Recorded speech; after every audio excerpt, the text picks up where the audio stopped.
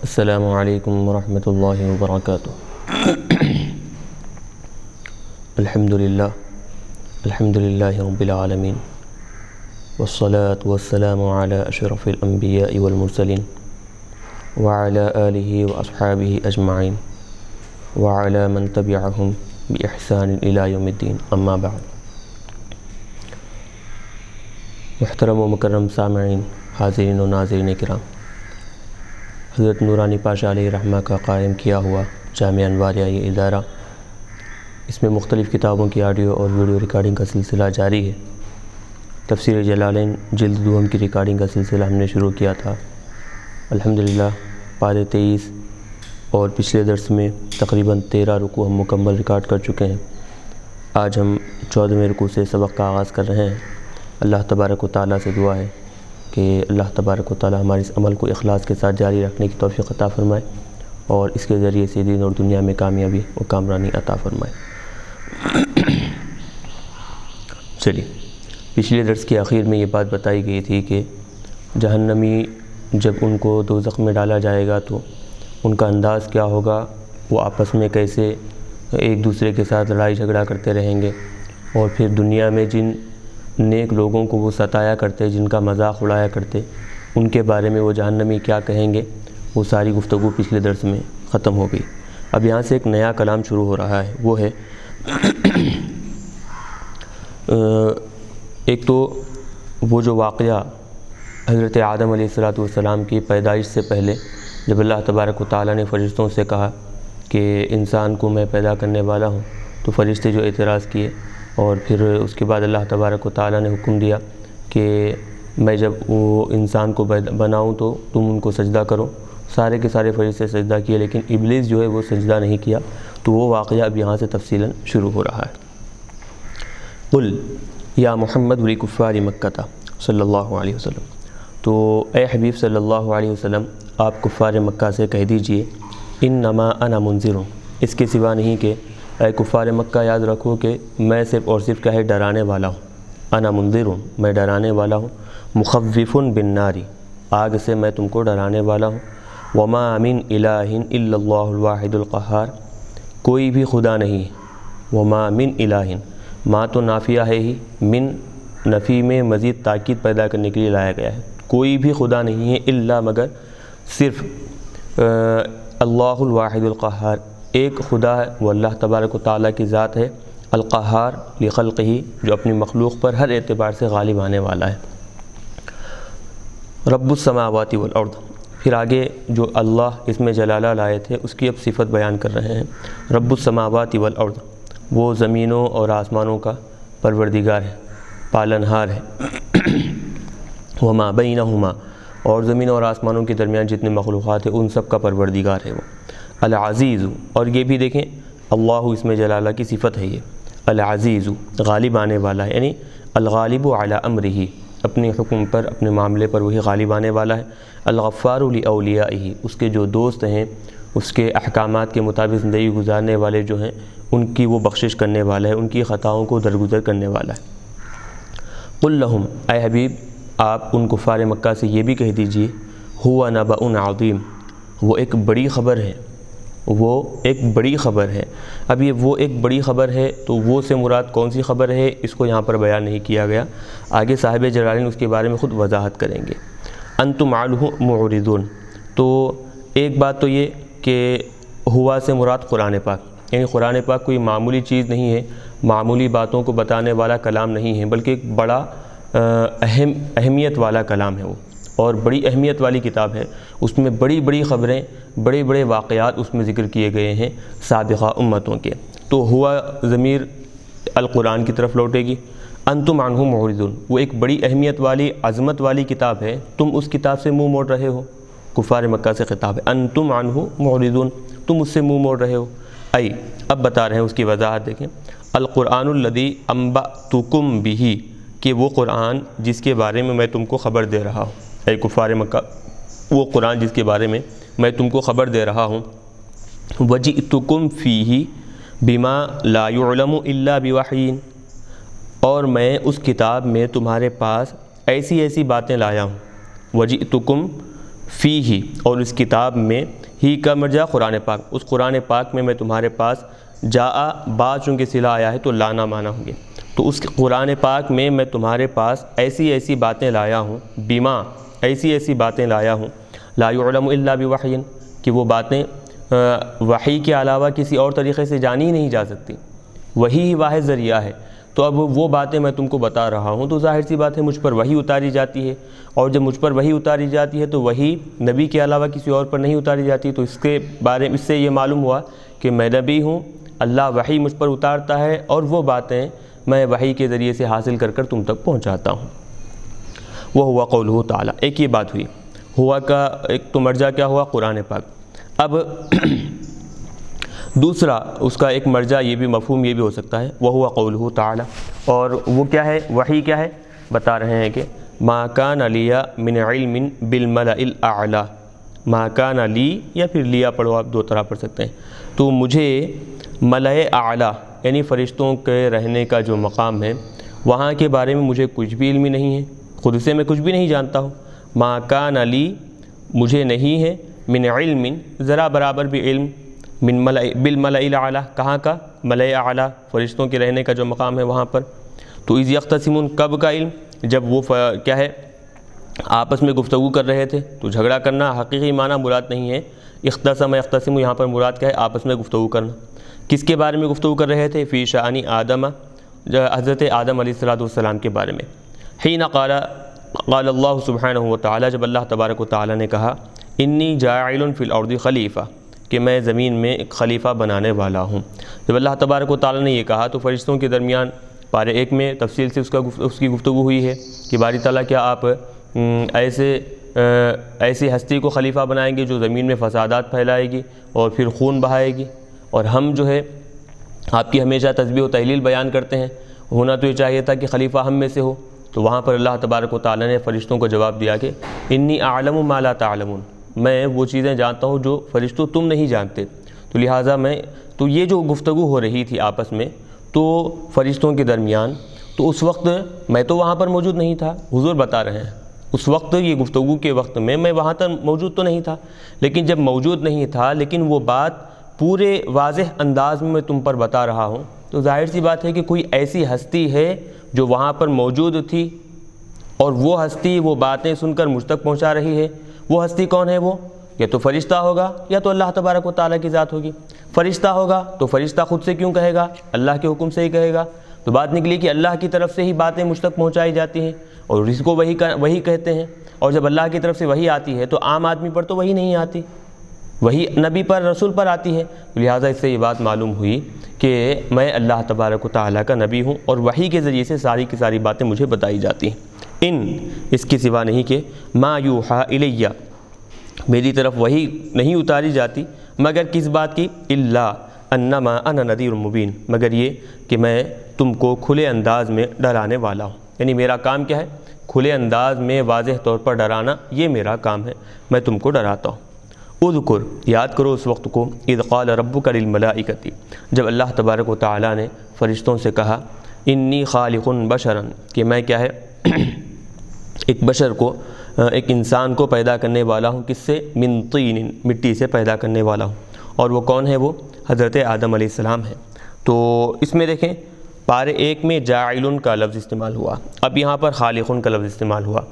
جاعل اور خالق میں فرق یہ ہوتا ہے کہ جاعل کا مطلب بنانا، خالق پیدا کرنا، تو اب بات سمجھ میں یہ آ رہی ہے کہ پیدا کرنا یعنی پہلے وہ موجود نہیں ہیں اب پیدا کیے جا رہے ہیں، جاعل کا مطلب کہ بنانا، یہ معنی ہوتے ہیں، تو اب وہاں پر جو جاعل ہے تو وہ جاعل بھی کیا ہے، خالق کے معنی ہی لیں گے، تو یعنی کہ اب سے پہلے چونکہ حضرت آدم علیہ السلام کا چونکہ وہاں پر وجود نہیں ہے تو اللہ تبارک و تعالیٰ بتا رہے ہیں کہ جاعل جو ہے اگرچہ ہم نے لفظ استعمال کیا ہے لیکن خالق کے معنی میں ہی لیں گے، ہم ان کو کیا ہے، پیدا کرنے والے ہیں۔ چلیے آگے دیکھیں، پھر ابھی کلام جو اللہ تبارک و تعالیٰ فرشتوں سے کر رہے ہیں وہ بھی کلام ختم نہیں ہوا، تو ایک تو پہلی بات یہ ہوئی کہ میں تمہارے یعنی کہ میں تم ایک بشر بنانے والا ہوں، پھر اس کے بعد آگے حکم دیے فَإِذَا سَوَّيْتُهُ، بس جب میں اس کو برابر برابر کر دوں، یعنی اتممتہ، جب میں اس کی تخلیق برابر کر دوں، اچھے انداز میں اس کو پیدا کر دوں، ونفخت فیہ من روحی، اور میں اس جسم میں، یعنی وہ جو بشر ہے اس بشر کے اندر میں اپنی روح پھونکوں مطلب اجریتو، میں اپنی روح کیا ہے اس میں جاری کر دوں، فصار حیا، پس جب وہ زندہ ہو جائے تو آگے کیا حکم ہے، فقعوا لہ ساجدین، تو تم سب کے سب، یہ قعوا فعل امر جمع کا صیغہ ہے، فقعوا لہ ساجدین، تو تم کیا کرو کہ اس کو سجدہ کرتے ہوئے گر جاؤ، سجدہ کرتے ہوئے اس کے سامنے تم کیا ہے سجدہ کرتے ہوئے گر جاؤ۔ تو یہ اللہ تبارک و تعالیٰ نے حکم دیا۔ تو اب اس میں لفظی جو بحث ہے بتا رہے ہیں، وَإِضَافَةُ الرُّوحِ إِلَيْهِ تَشْرِيفٌ لِآدَم، اب یہ روحی کہہ کر حضرت آدم علیہ السلام کی روح کی نسبت کیا ہے اللہ تبارک و تعالیٰ نے اپنی طرف کی، تو کیوں کی، تو اس کے بارے میں بتا رہے ہیں کہ یہ دراصل حضرت آدم علیہ السلام کی روح کو شرف بخشنے کے لیے، اس کی عظمت کو بتانے کے لیے اس طرح کیا گیا۔ کیونکہ اللہ تبارک و تعالیٰ جب کسی چیز کی عظمت کو بتانا اللہ کو مقصد ہوتا ہے تو اس کی نسبت اپنی طرف کر دیتے ہیں، جیسے کعبۃ اللہ، اللہ کا کعبہ، کلام اللہ، اللہ کا کلام، کتاب اللہ، اللہ کی کتاب، رسول اللہ، اللہ کے رسول، تو یہ جس کی عظمت لوگوں کے ذہنوں میں بڑھانا اصل مقصد ہوتا ہے تو اس کی نسبت اپنی طرف کر لیتے ہیں۔ تو روحی حضرت آدم علیہ السلام کی جو روح ہے اس کی نسبت اپنی طرف کیے، اس کی عظمت اور شرف کو بتانے کے لیے۔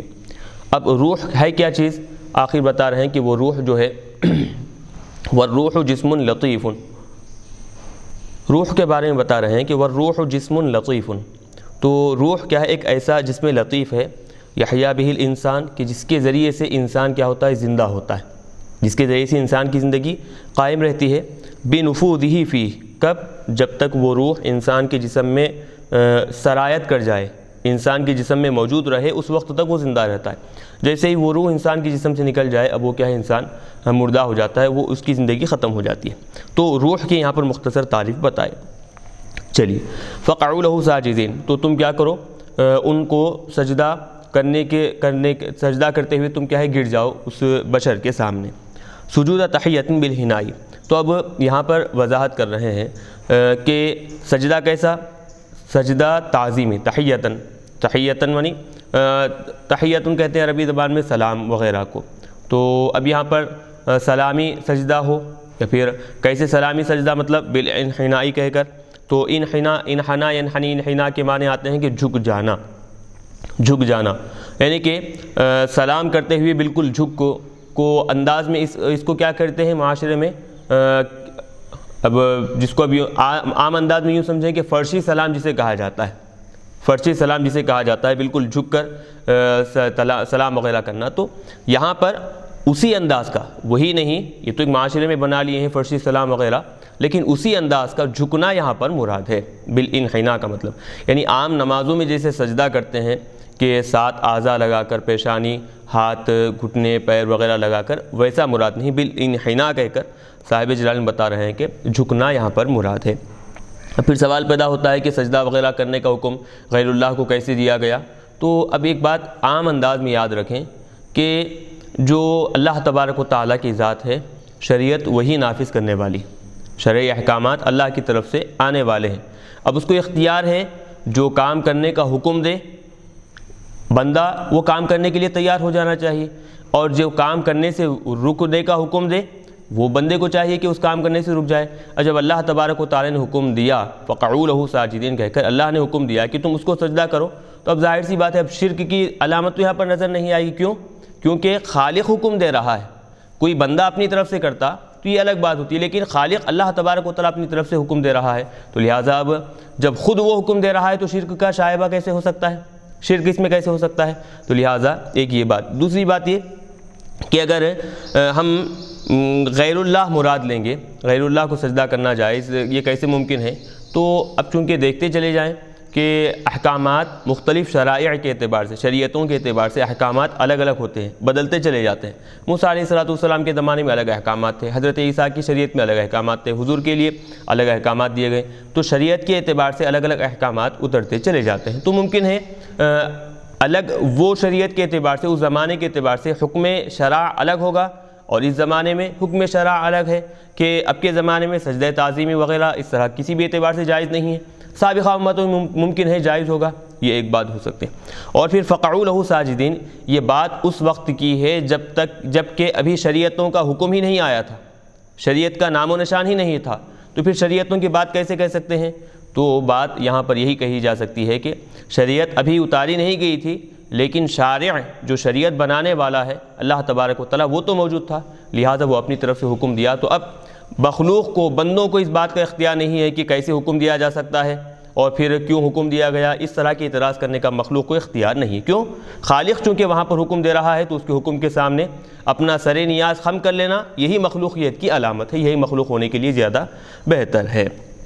چلیے، اللہ تبارک و تعالیٰ نے حکم دیا کہ تم سب کے سب کیا ہے، سجدہ کرو۔ فسجد الملائکۃ کلھم اجمعون، تو فرشتے سارے کے سارے کیا ہے، اللہ تبارک و تعالیٰ کو حکم پر سجدہ کیے، کلھم اجمعون۔ فیہ تاکیدان، اب بتا رہے ہیں کہ اس آیت میں دو تاکید لائے گئے، ایک لفظ کل کے ذریعے سے اور دوسری لفظ اجمعون کے ذریعے سے، تو مطلب سارے کے سارے فرشتے کیا ہے، سجدہ کیے، الا ابلیس، سوائے ابلیس کے۔ اب یہ ابلیس ہے کون؟ تو بتا رہے ہیں ہوا ابو الجن، وہ جناتوں کا بڑا آدمی، یعنی کہ والد، تو والد تو خیر والد معنی بھی مراد لے سکتے ہیں، لیکن مراد یہاں پر سردار لینا زیادہ بہتر ہے۔ جنات جو بھی ہیں سرکش ہو، ان کا یہ بڑا سردار ہے۔ کانا بین الملائکۃ، ہوتا کیا تھا، یہ فرشتوں کے درمیان رہا کرتا تھا۔ تو اب بعض لوگوں نے کہا ہے کہ ابلیس بھی کیا ہے، فرشتوں میں سے ہی ہے، لیکن یہ بات بالکل درست نہیں ہے۔ یہ الگ بات ہے کہ جیسے انسان میں مختلف اعتبار سے لوگ رہا کرتے ہیں، جنسیت ایک ہے لیکن بعض کافر ہیں، بعض مومن ہیں، بعض مشرک ہیں، جنسیت ایک ہے لیکن الگ الگ اعتبارات سے ہیں، تو ویسے ہی فرشتے اور ابلیس یہ جنسیت کے اعتبار سے ایک ہے، دونوں بھی جن ہیں۔ فرشتے نورانی مخلوق ہیں، لوگوں کی نگاہوں سے چھپی ہوئی ہیں، اور یہ ابلیس اور جنات وغیرہ یہ بھی کیا ہے، یوں سمجھیں کہ اللہ تبارک و تعالیٰ کی پیدا کردہ مخلوق ہے، لوگوں کی نگاہوں سے چھپی ہوئی ہے، تو لوگوں کی نگاہوں سے چھپے ہوئے ہونے کے اعتبار سے دونوں ایک جیسے ہیں، تو اسی لیے کیا ہے وہاں پر ابلیس جو ہے فرشتوں کے ساتھ رہا کرتا تھا، لیکن جنس فرشتوں کے ساتھ رہنے کی وجہ سے ابلیس تو سنگت میں رہنے کی وجہ سے ایک جیسا تھا، ساتھ میں رہنے والا تھا، لیکن حقیقت اس کی جو ہے، تخلیق اس کی جو ہے وہ بالکل مختلف تھی، اس کو آگ سے بنایا گیا تھا، جیسے کہ قرآن پاک میں دوسرے مقام پر بیان کیا گیا ہے۔ فرشتوں کو نور سے بنایا گیا ہے، اور یہ ابلیس جو شیاطین وغیرہ ہے ان کو کیا ہے، آگ سے بنایا گیا ہے۔ تو بہرحال جو اصل یہ سب وضاحت میں اس لیے کر رہا ہوں کہ الا جو حرف آیا ہے وہ بتانے کے لیے کہ الا حرف استثناء جو ہے یہاں پر استثناء منقطع ہے، متصل نہیں ہے۔ آپ لوگ جانتے ہیں کہ متصل اور منقطع میں کیا ہوتا ہے، مستثنیٰ اور مستثنیٰ منہ کی جنس ایک ہو تو متصل ہوتا ہے، اور دونوں کی جنس الگ الگ ہے تو منقطع ہے۔ تو یہاں پر مستثنیٰ منہ کیا ہے، فرشتے ہیں، اور مستثنیٰ کیا ہے، ابلیس ہے، تو منقطع اس لیے کہے کہ دونوں کی جنس الگ الگ ہے، وہ نوری مخلوق ہے، یہ ناری مخلوق ہے، اسی لیے کیا ہے جنس مختلف ہو گئی دونوں کی۔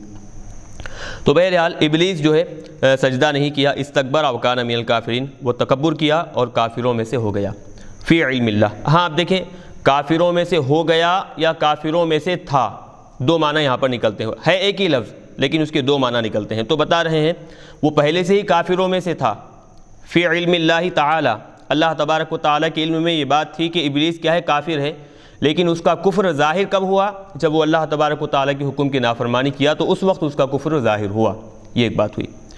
دوسری بات اس کے یہ ہوتی ہے کہ پہلے سے وہ کافروں میں سے نہیں تھا، جب اللہ کے حکم کی نافرمانی کیا تو اس وقت وہ کیا ہے، کافروں میں سے بن گیا۔ تو دونوں معنی بھی مراد ہو سکتے ہیں۔ تو یہاں پر صاحب جلالین پہلے والے معنی مراد لے رہے ہیں کہ پہلے سے وہ کافر تھا، اس کا کفر ظاہر حکم الہی کی نافرمانی کرنے کی وجہ سے ہوا۔ چلیے، قالا، اور ایک تو یہ کہ سجدہ کرنے سے رک گیا، بات وہیں پر نہیں رکی، قالا، اس کے بعد مزید اس نے یا پھر اللہ تبارک و تعالیٰ نے کہا، یا ابلیس، اے ابلیس، ما منعک، تجھے کس چیز نے روکا، ان تسجد لما خلقت بیدی، جس کو میں اپنے ہاتھ سے، اپنی قدرت سے، دست قدرت سے میں جس کو پیدا کیا ہوں، اس کو تو سجدہ کرنے سے کون سی چیز نے تجھے روکا، یعنی جس بشر کو میں بنایا ہوں اس کو پیدا کرنے سے کس چیز نے تجھے روکا ہے، کیوں آخر تو سجدہ نہیں کیا۔ اب یہ دیکھیں، ہاں، تولیت خلقہ، یعنی اس کی پیدائش کی ذمہ داری میں اپنے ذمہ لیا، جس کو پیدا کرنے کی ذمہ داری میں اپنے ذمہ لیا تھا۔ جب میں اس کو پیدا کیا تو اس کو سجدہ کرنے سے تجھے کون سی چیز مانع ہوئی، کون سی چیز روکی؟ اب یہ یہاں پر بھی دیکھیں، بیدیہ، میرے اپنے ہاتھ سے پیدا کیا، تو مطلب یہاں پر بھی جیسے روحی، روح کی نسبت اللہ اپنی طرف کیے تھے، تو یہاں پر بشر کی تخلیق کی نسبت اللہ تعالیٰ اپنی طرف سے اپنے ہاتھ کی طرف کر رہے ہیں۔ تو وہذا تشریف لآدم، یہاں پر بھی بتا رہے ہیں کہ حضرت آدم علیہ السلام کو شرف کے طور پر کہا گیا ہے۔ فإن كل مخلوق تولی اللہ خلقہ، کیونکہ ساری کی ساری مخلوق جو ہے وہ اس کے پیدا کرنے کی ذمہ داری اللہ تبارک و تعالیٰ نے اپنے ذمے لی ہے۔ ساری کی ساری مخلوق کو پیدا کرنا یہ ذمہ داری اللہ تبارک و تعالیٰ نے اپنے ذمے میں لی ہے۔ تو پھر خاص طور پر آدم علیہ السلام کو تخلیق کا تذکرہ کیوں کیا گیا کہ ان کی پیدا کرنے کی ذمہ داری میں نے اپنے ذمے لی ہے؟ تو مطلب یہ کہ ان کو شرف بخشنے کے لیے، ان کی عظمت کو بتانے کے لیے یہ اس طرح کلام کیا گیا ہے۔ یاد رکھیں کہ یدن کا جو لفظ یہاں پر استعمال ہوا ہے تو اس کے دو تعویلات بیان کرتے ہیں۔ پہلی متقدمین علماء اور متاخرین علماء، شاید ممکن ہے کہ ہم اس کی وضاحت اس سے پہلے کیے ہیں یا نہیں کیے ہیں، اب چونکہ بات آئی تو بتاتا چلوں کہ اللہ تبارک و تعالیٰ کو ہاتھ ہے، اللہ کا چہرہ ہے یا پھر آنکھ ہے، ناک ہے، یہ ساری باتیں جو بتائی جاتی ہیں تو اس میں علماء کرام کے دو قول ہیں۔ پہلا قول یہ کہ ہاتھ کا جہاں پر بھی تذکرہ کیا جائے گا تو وہاں حقیقی ہاتھ مراد نہیں ہوگا اللہ تبارک و تعالیٰ کے، جیسے کہ یہاں پر بیدیہ ہے تو اللہ نے اپنے ہاتھ سے بنایا، تو ہاتھ حقیقی معنی مراد نہیں ہوں گے، بلکہ وہاں پر مرادی معنی مراد لیں گے کہ اپنے دست قدرت سے، قدرت مراد لیں گے۔ یہ ہو گئی بات۔ اور ویسے ہی جہاں پر چہرہ اللہ تبارک و تعالیٰ کا مراد ہے کہ وَيَبْقَى وَجْهُ رَبِّكَ، آپ کے رب کا چہرہ وہاں پر باقی رہے گا، باقی کی ساری چیزیں ہلاک ہو جائیں گی، تو اللہ کا چہرہ ہے کیا، تو وہاں پر کیا مراد لیں گے؟ اللہ تبارک و تعالیٰ کی ذات مراد لیں گے۔ تو یہ ہو گئی بات۔ تو بعض علماء کرام بیان کیے ہیں کہ اس کے جو لفظ ہوگا حقیقی معنی مراد نہیں ہوں گے بلکہ اس کے مرادی معنی مراد لیں گے، یہ ایک ہو گئی۔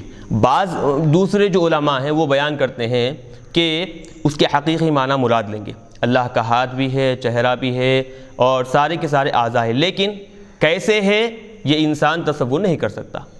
وہ اپنے شایان شان کے مطابق اس کے ہاتھ بھی ہیں اور پھر ہر چیزیں اس کے پاس ہیں، ہر اعضاء اس کے ہیں، لیکن کیسے ہیں انسان کو اس کے غور و فکر کرنا کہ انسان کے جیسے 5 انگلیاں ہیں، اللہ کی بھی ایسے 5 انگلیاں ہیں، جیسی آنکھ ہے ویسی ہی اللہ کی آنکھ ہے، یہ تصور انسان کے لیے ہرگز کرنے کی اجازت نہیں دی گئی۔ یہ ایمان رکھنا ہے کہ اللہ تبارک و تعالیٰ کا ہاتھ بھی ہے، چہرہ بھی ہے، یہ ساری چیزیں ہیں، ایمان رکھنے کا حکم دیا گیا، کیسا ہے یہ تصور کرنے کا ہرگز حکم نہیں دیا گیا ہے۔ تو علماء کرام کی اس میں 2 رائے ہے جو ہم یہاں پر مختصر طور پر وضاحت کے ساتھ بیان کی ہے۔ تو بیدئی جو یدن کا لفظ آیا تو اس کے ضمن میں ہم بیان کیے،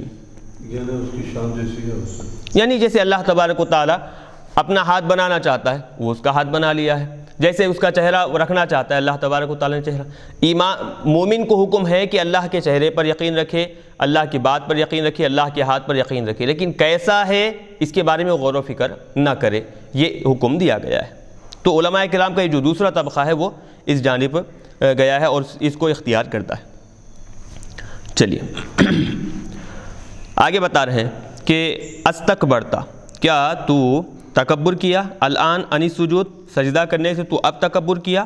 ابھی استکبرتا دیکھیں کہ اصل میں استکبرتا تھا، استکبرتا تھا، تو 2 حمزے ایک ساتھ آئے۔ دوسرا حمزہ جو باب استفعال کا جو حمزہ ہے چونکہ وصلی ہوا کرتا ہے، ملا کر پڑھنے کی صورت میں گر جاتا ہے، تو حمزہ وصل کو گرا کر کیا کیے ہیں، حمزہ استفہام کو حمزہ وصل کی جگہ میں رکھ کر استکبرتا پڑھے ہیں۔ الان انی سجود، اب تو سجدہ کرنے سے تکبر کیا، استفہام توبیخ، یہ استفہام کیا ہے، توبیخ، یعنی ڈانٹنے کے لیے استفہام استعمال کیا گیا ہے۔ ام کنت من العالین، یا پھر تو پہلے سے ہی کیا ہے، تکبر کرنے والوں میں سے تھا، بڑائی جتلانے والوں میں سے تھا، المتکبرین فتکبرت عن السجود لکونک منہم، تو جو متکبرین میں سے پہلے سے ہی تھا، بڑائی جتلانے والوں میں سے پہلے سے ہی تھا، تو اس کی وجہ سے، ان میں سے ہونے کی وجہ سے تو اب تکبر کیا ہے۔ تو یہاں پر 2 باتیں بیان فرمائیں۔ قال، تو یہ ساری باتیں اللہ تبارک و تعالیٰ کی سننے کے بعد ابلیس نے کہا انا خیر منہ، باری تعالیٰ تو اس بشر کو سجدہ کرنے کا حکم دے رہا ہے لیکن میں اس سے بہتر ہوں۔ خلقتنی من نار، تو نے مجھے آگ سے پیدا کیا، وخلقتہ من طین، اور تو ان کو، جو بشر ہیں ان کو مٹی سے پیدا کیا ہے، اور آگ کی جو صفت ہے وہ اوپر کی طرف جاتی ہے اور مٹی زمین پر دبی ہوئی ہوتی ہے، تو اوپر کی طرف جانا اس کا مطلب یہ ہوا بیٹھی ہوئی جو چیز ہے اس کے مقابلے میں جو اوپر کی طرف جاتی ہے بڑھتی رہتی ہے چیز، اس کا مقام بلند ہوا۔ ہونا تو یہ چاہیے تھا کہ ان کو حکم دیتے کہ مجھے سجدہ کریں، لیکن مجھے حکم دیا جا رہا ہے کہ ان کو سجدہ کرنا۔ یہ اپنے اندازے سے، اپنے قیاس سے شیطان کیا ہے، اللہ تبارک و تعالیٰ کے دربار میں اس طرح کی کیا کہیں گے اس کو، عام انداز میں لنگڑی تعویلیں کرنے لگا۔ چلیے اب آگے بتا رہے ہیں، قال، یہ جواب سن کر اللہ تبارک و تعالیٰ ابلیس کو بتائے کہ فخرج منہا، بس تو اب یہاں سے جب یہ نافرمانی کیا ہے، حضرت آدم کی تعظیم کا عظمت کا انکار کیا ہے، یہاں سے نکل جا تو، فخرج منہا ای من الجنت، جنت سے نکل جا۔ اب یہ منہا کی ضمیر بتا رہے ہیں کہ یا تو جنت کی طرف ہوگی یا پھر آسمانوں کی طرف ہوگی۔ وقیل من السماوات، آسمانوں سے تو نکل جا اور جنت سے تو نکل جا۔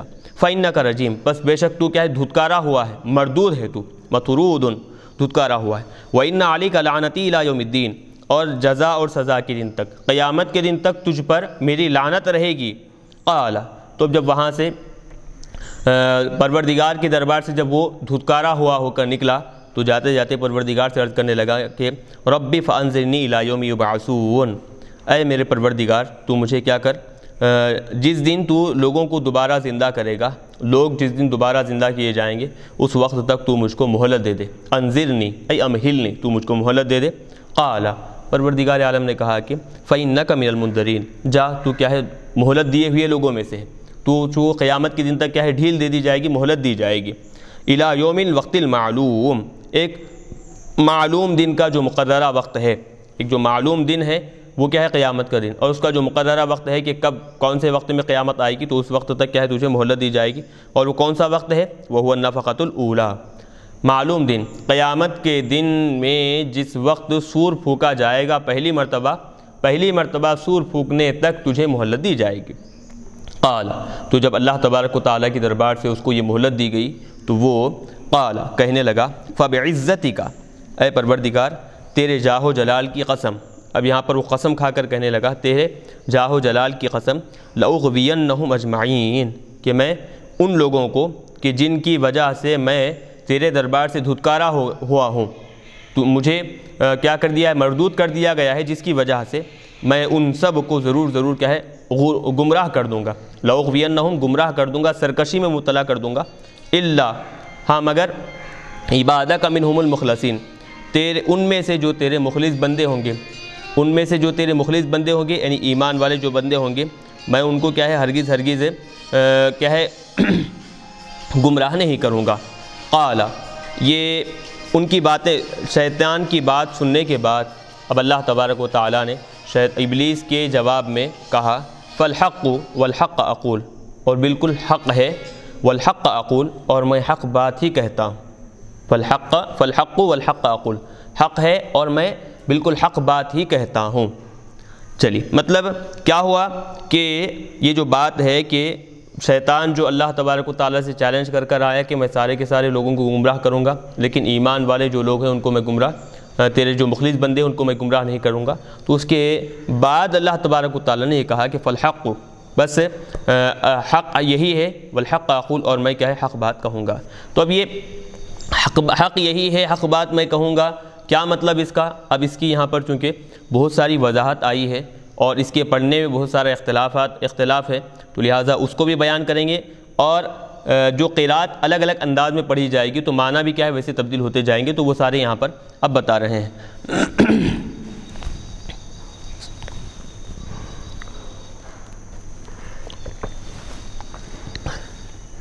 چلیے، قال فالحق والحق اقول، سب سے پہلے یہاں پر دیکھیں کہ اس آیت میں 2 مرتبہ الحق کا لفظ آیا ہے، تو دونوں مرتبہ بتا رہے ہیں بنصبہما، دونوں الحق کے نصب کے ساتھ پڑھیں گے، یعنی فالحق والحق اقول، یہ ہوا ایک قرات میں دونوں کو نصب سے پڑھیں۔ دوسری قرات ورفع الاول ونصب الثانی، پہلے والے کو پیش کے ساتھ، دوسرے والے کو زبر کے ساتھ، یہ ہوگی بات۔ تو 2 قرات دونوں طریقوں سے اس کو پڑھا گیا ہے، دونوں کو نصب کے ساتھ، دوسری قرات کیا ہے پہلے والے کو رفع کے ساتھ، دوسرے والے کو نصب کے ساتھ۔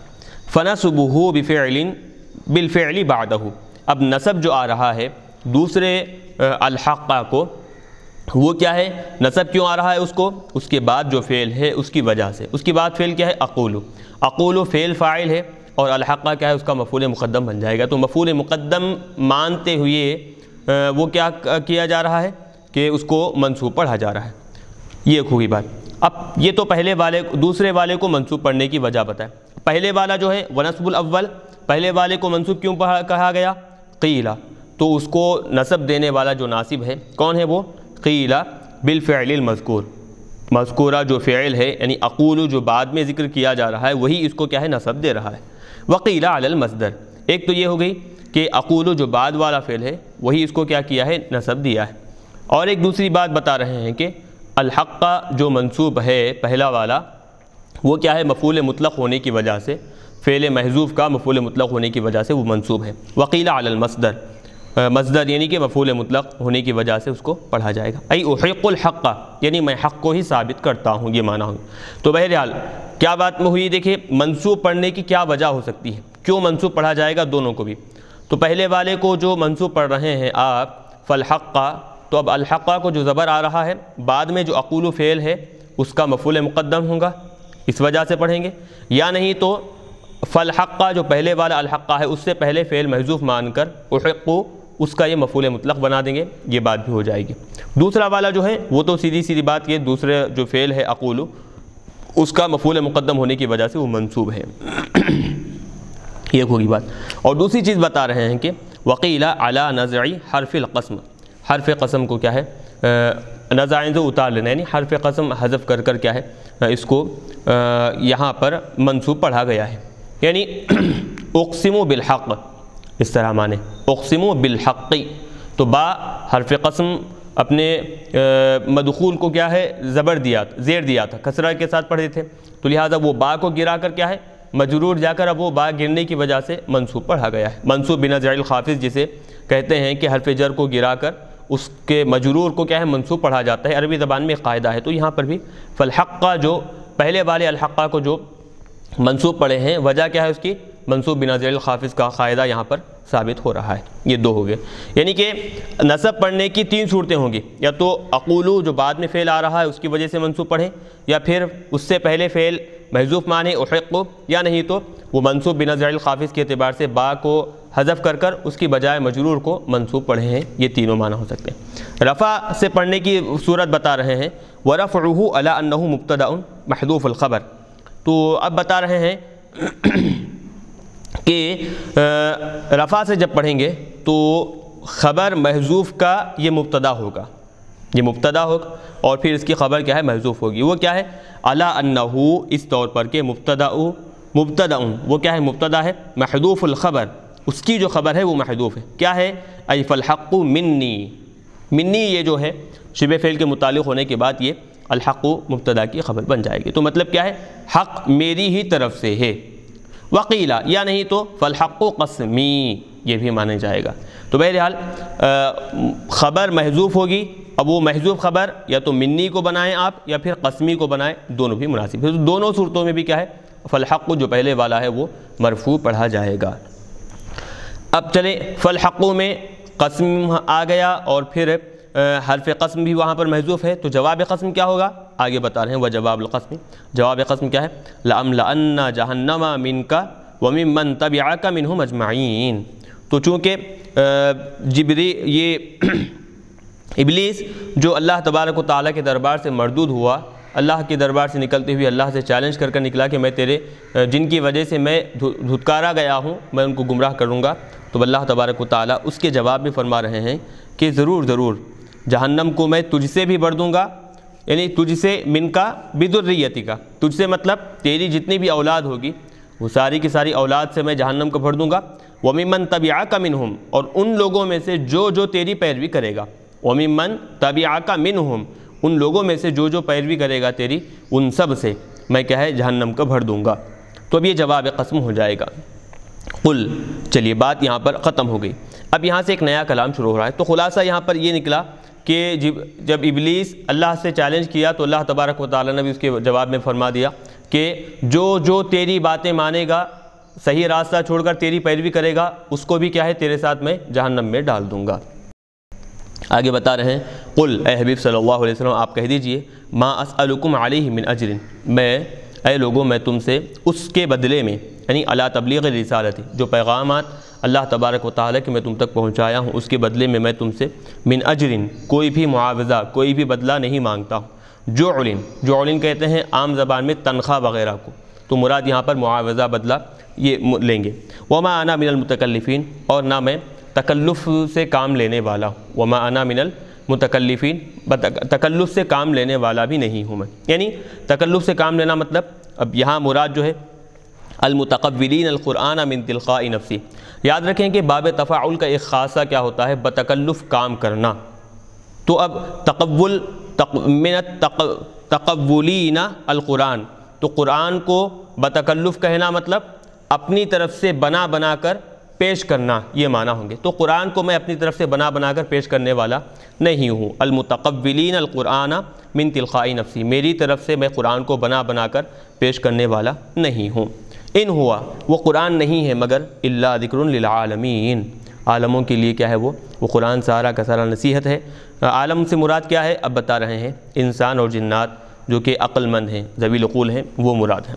دون الملائکہ، عالم میں چونکہ فرشتے یہاں پر داخل نہیں ہوئے، کیونکہ ایک مقام پر جیسے الحمدللہ رب العالمین ہے تو وہاں العالمین جو ہے تو اس میں سارے کے سارے لوگ شامل ہو گئے تھے، فرشتے بھی ہیں، انسان بھی ہے، جنات بھی ہے، سارے کے سارے شامل ہیں۔ اور پھر وما ارسلناک الا رحمۃ للعالمین ہے، تو وہاں پر بھی فرشتے بھی ہے، انسان بھی ہے، جنات بھی ہے، تو یہاں پر بھی عالمین کا تذکرہ آیا۔ تو یہاں انسان جنات کے ساتھ ساتھ کیا فرشتے بھی ہیں کیا؟ تو بتا رہے ہیں فرشتوں کے لیے قرآن پاک کی نصیحتیں انسان اور جناتوں میں جو سرکش ہیں، راہ حق سے جو بھٹکے ہوئے ہیں، ان کے لیے یہ قرآن پاک اتارا گیا ہے۔ فرشتے تو الحمدللہ پہلے سے ہدایت کے راستے پر ہیں، وہ کبھی راہ حق سے بھٹکتے نہیں ہیں، اور خود فرشتوں کا کلام ہے کہ نہ وہ کبھی عبادت کرنے سے بھٹکتے ہیں، تھکتے ہیں، اور نہ اللہ تبارک و تعالیٰ کے حکم کی مخالفت کرتے ہیں، خلاف ورزی کرتے ہیں۔ تو لہٰذا اب ان کے لیے یہ قرآن پاک نازل نہیں ہوا ہے، بلکہ انسان اور جناتوں کی ہدایت کے لیے کیا ہے؟ قرآن پاک نازل ہوا ہے۔ تو اس کو یہاں پر سمجھا رہے ہیں للانس والجن العقلاء دون الملائکہ، اور وہ بھی کون ہے؟ ذوی العقول ہیں، فرشتوں کے لیے نہیں ہے۔ عقلاء کا لفظ لا کر یہاں پر ایک سمجھنے کے قابل یہ ہے کہ ذوی العقول کا مطلب انسانوں میں جو کم عقل جو بچے ہوا کرتے ہیں، نابالغ بچے، یا پھر پاگل جو لوگ ہیں، ان کے لیے یہ احکامات نہیں ہوں گے۔ تو قرآن پاک کی جتنی بھی احکامات ہیں، ذوی العقول جو ہے، عقل مند جو لوگ ہیں، ان کے لیے احکامات ہوں گے۔ چلیے آگے بتا رہے ہیں وَلَتَعْلَمُنَّ نَبَأَهُ بَعْدَ حِينٍ، اور اے کفار مکہ تم ضرور جان لوگے، نبأہ ان کی خبر، تم ضرور ان کی خبر جان لوگے، یعنی خبر صدق ہی، حضور پاک علیہ السلام سچے ہیں، اور حضور پر جو کلام پاک نازل کیا گیا ہے وہ سچا کلام ہے۔ اس کی حقیقت کو اور اس کی سچائی کو اور اس کی حقانیت کو تم ضرور جان لوگے۔ کب؟ بعد حین، ایک وقت کے بعد تم جان لوگے۔ ایک وقت کے بعد یعنی یوم القیامہ، قیامت کے دن تم کیا ہے اس کو جان لوگے، اور حقیقت تم پر کھل جائے گی کہ قرآن پاک سچا کلام تھا، اور حضور پاک علیہ السلام سچے رسول اور نبی تھے۔ چلیے ایک چیز یہاں پر اب بتا رہے ہیں کہ قاعدہ آپ عربی زبان کا یاد رکھیں تو یہ آگے جو مفہوم آ رہا ہے وہ آپ کو آسانی سے سمجھ میں آئے گا۔ علمہ چونکہ افعال قلوب میں سے، تو افعال قلوب کے لیے کم سے کم کیا ہے؟ متعدی بدو مفعول ہوا کرتے ہیں، یعنی کہ اس کے دو مفعول آیا کرتے ہیں۔ تو اب یہاں پر لَتَعْلَمُنَّ میں علمہ کا لفظ استعمال ہوا ہے، تو اب اس کے دو مفعول نہیں ہے نا، نبأہ ایک ہی مفعول ہے نا، تو بتا رہے ہیں اس کا جواب ایک تو یہ دیے کہ لَتَعْلَمُنَّ میں جو علمہ ہے اس کے حقیقی معنی بھی نہیں ہے، بلکہ علمہ عرفہ یا عارف کے معنی میں لیا جائے گا۔ تو اب جب علمہ عرفہ کے معنی میں ہوگا، لہٰذا اس کے اب ایک مفعول بھی آنا اس کے لیے کافی ہو جائے گا، یہ ہوئی بات۔ بعض لوگوں نے یہ بھی کہا ہے کہ علمہ یہاں پر اپنے حقیقی معنی میں ہے، تو حقیقی معنی میں ہے تو دونوں مفعول ہونا ہے نا، تو ایک مفعول نبأہ ہے اور بعد حین دوسرے مفعول کے قائم مقام اس کو کر دیا گیا ہے۔ تو بہرحال اب یہاں پر صاحب جلالین بتا رہے ہیں علمہ بمعنی عرفہ، علمہ جو ہے یہاں پر عرفہ کے معنی میں ہے۔ واللام قبلہا، اور اس سے پہلے جو لام ہے، وَلَتَعْلَمُنَّ میں جو لام ہے وہ کیا ہے؟ لام قسم، لام کیا ہے؟ وہ قسمیہ ہے، اور پھر ہاں لام قسم مقدرن، وہ لام کیا ہے؟ قسم مقدر پر دلالت کرنے والا نام ہے۔ وہ کیا قسم مقدر کیا ہے؟ تو واللہ، اللہ اسم جلالہ لام سے پہلے مقدر ہے، تو ہاں وجہ کیا ہے؟ واو بھی حرف ہے اور لام بھی حرف ہے، تو دو حرف ایک ساتھ کیسے آ سکتے ہیں؟ تو اس کا جواب دے رہے ہیں کہ بات دراصل یہ ہے واو اور لام سے پہلے اللہ جو اصل قسم جس کی کھائی جا رہی ہے وہ وہاں پر محذوف ہے، تو لہٰذا وہ اعتراض دو حرف ایک ساتھ آ سکتے ہیں، آئے ہیں، یہ اعتراض نہیں ہو سکتا، کیونکہ واو لام پر نہیں بلکہ واو دراصل اللہ اس میں جلالہ پر داخل ہوا ہے جو کہ وہاں پر محذوف ہے، تو اب وہ اعتراض نہیں ہو سکتا، تو ای واللہ کہہ کر خود ظاہر کر رہے ہیں۔ تو اب ترجمہ کیا ہے؟ واللہ قسم بخدا لتعلمن نبأہ بعد حین، حضور پاک علیہ السلام کی سچائی ایک وقت کے بعد وہ ضرور کفار مکہ جان لیں گے۔ تو الحمدللہ ہم یہاں پر سورہ صاد مکمل طور پر ریکارڈ کیے ہیں، انشاءاللہ ہم آئندہ درس میں سورہ زمر کا آغاز کریں گے۔ آخر میں اللہ تبارک و تعالیٰ سے دعا ہے کہ کہنے سننے سے زیادہ عمل کرنے کی توفیق عطا فرمائے، اور اس عمل کو ہمارے اخلاص کے ساتھ جاری رکھنے کی توفیق عطا فرمائے، اور جو حضرات اس کی ریکارڈنگ میں مدد کیے ہیں جس اعتبار سے بھی، ان سب کو اللہ تبارک و تعالیٰ جزائے خیر عطا فرمائے۔ وصلی اللہ تعالیٰ وسلم علی خیر خلق محمد وآلہ وصحبہ اجمعین، والحمد للہ رب العالمین۔